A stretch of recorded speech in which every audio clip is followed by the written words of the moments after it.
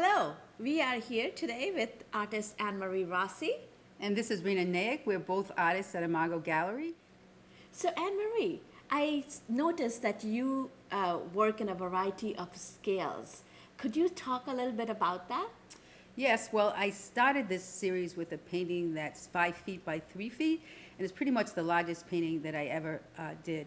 And the pieces in the show, there are 3 of them, 18 by 24, and one 20 by 20. And I am also working on a 5 foot by 5 foot painting and some more 18 by 24s. So Anne-Marie, could you share a little bit about the tools that you use? I am assuming that the tool size will have to vary for these different scale paintings. Well, I use all kinds of tools because I work abstractly. So I use rollers and I use combs and I use material and I pretty much anything that I find can be a tool. For the larger paintings, I've had to use some masonry tools, some housekeeping tools like mops, some packaging tools. So I'm going to show you a few of those tools in a little while. Oh, that will be fun. Let's take a look at them.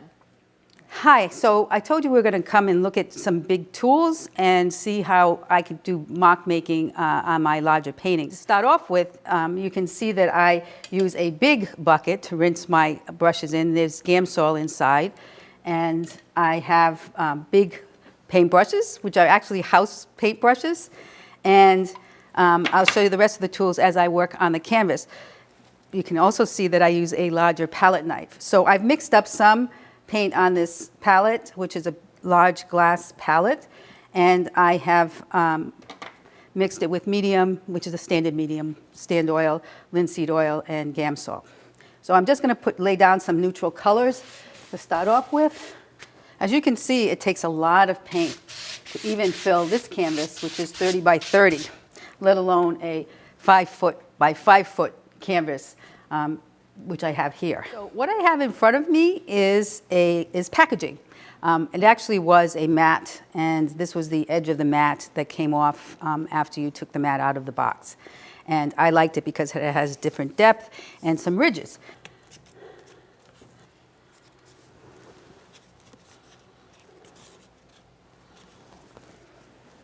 Next, I'm going to use a little bit of a scraper tool so I can, so it doesn't look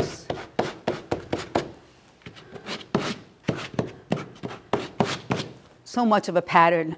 I'd like it to look like a natural mock making. And I will go from a darker paint to a lighter paint as I work along. So as you can see, I have mixed 3 different values of this purple, which I am putting on top of this yellow. So this is normal, common bubble wrap, which you can find anywhere, particularly if you order packages from our favorite online store. So here it's very dense, and if I want to take some of that density off, I take a simple paper towel and roll along. Now I'm taking my brush and putting some lighter of the purple paint. I'm going to add a little bit of yellow to dull it down so it's not quite so bright, and I'm going to use a cadmium. As you can see here, I have both cadmium yellow and cadmium lemon. And you can see that the whole tone of this paint changed, and it's really much grayer. And since I'm painting wet on wet, you are seeing the yellow mix into here in any event.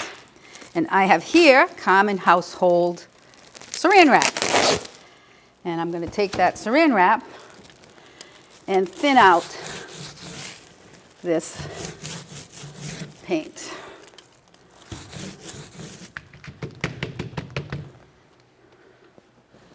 You can roll along with it.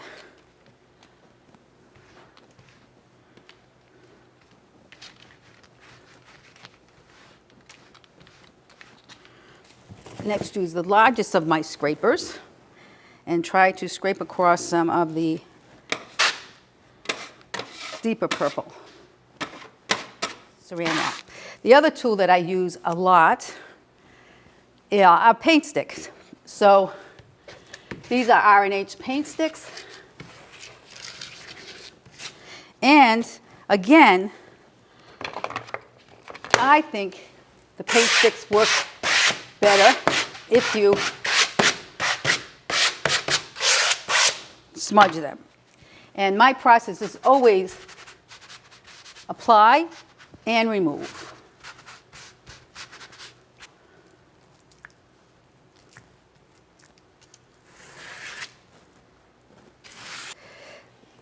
These are one of these silicone tools that have teeth on them.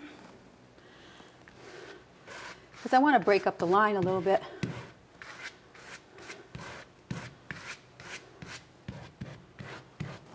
So this is the beginning of a painting. I would probably wait to do this until I was a little further along building up the background. But in this painting, it's basically going to be a neutral background with yellows. And then I'm going to use the purples and the lemon and the cad yellows. The paint sticks sometimes are very hard to get out of their wrappers, particularly when they've melted to the wrapper. And I like to sometimes see the two warm and cool colors together. Thank you for the beautiful demo, Anne-Marie. Now on to your sketchbooks. You have stated that as part of your process, you have created and worked in your sketchbooks that are also included in the show. Could you speak a little bit about how working in these sketchbooks became part of your process? Well, they were basically a lifesaver because I paint almost exclusively in oils. And I also paint in layers, so I don't usually paint wet on wet. So I have to wait sometimes a day, sometimes 2 days in between. And so during that time, I try to work out certain issues that come up in my paintings. So for this particular series, as I said before, is a real challenge trying to use line, shape, and color to evoke emotion abstractly. As I said previously, I've divided the sketchbooks into different explorations. So as you can see from this, I'm using acrylic paint. I'm using some line and shape. In this next sketchbook, I have used exclusively collage. And I really was trying to work out patterns. So I have a lot of some cutouts from some magazines, some handmade paper, and some patterns that I've created myself. Here again is paint with my own patterns. Really trying to get my eye to see patterns that we wouldn't normally put together, but that actually worked. And these are all collaged. I have one more sketchbook that's actually going to be in the show. And this sketchbook is a sketchbook that is just about mark making. So I've used a limited palette. It's all ink. And I've used some very small tools that were actually a gift to me from my friend Rena Naig, who is the interviewee here. And I really was focusing on the marks and seeing which kind of marks I wanted to add. So Anne-Marie, could you talk a little bit about the different medias you use in your sketchbook? As you can see, I use many different types of media.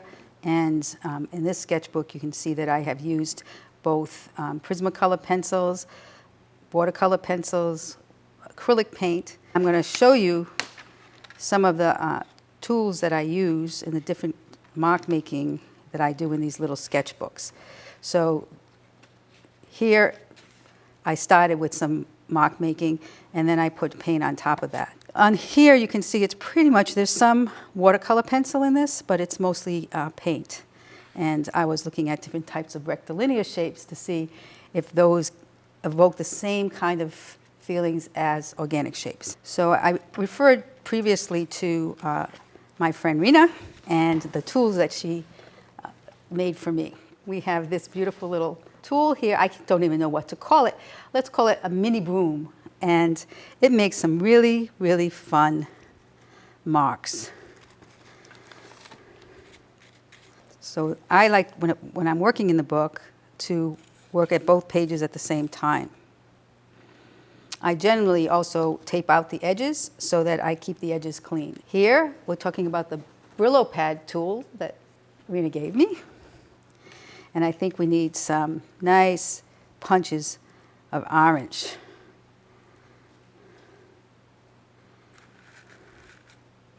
I also keep my very handy paper towels so that, again, it's even in the sketchbooks, I do a lot of removing, laying down and then removing. And oftentimes, I like applying the paint directly onto the page. So what this is wall compound tape.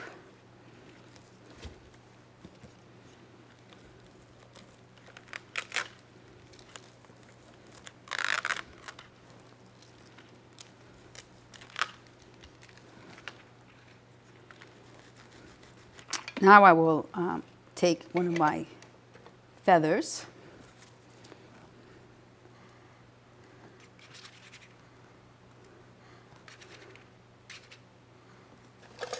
and I guess we'll call this the mini spatula that Rena created. And see how nice they fit in your hand? You need little tools to do this. Big tools are going to just make, I think, the marks too large. I'm looking at this and I'm saying, okay, what I really need now is something very dark. So I can use a marker.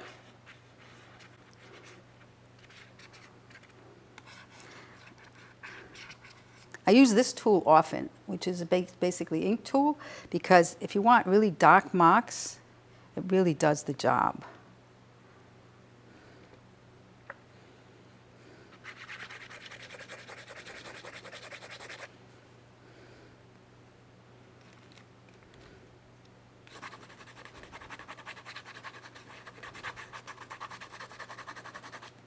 And don't you think it needs a little splash of color?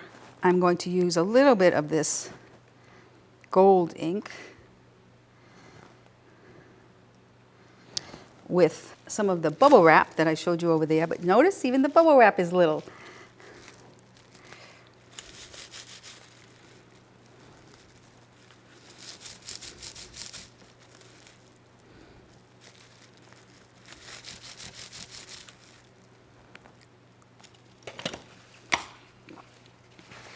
There, I'm just trying to integrate the color in with the rest of the piece. There you have it. So Anne-Marie, I know you're involved with collaborative projects. Could you speak about them a little? With two collaborative projects. One is with my Imago group, which is my special initiatives committee.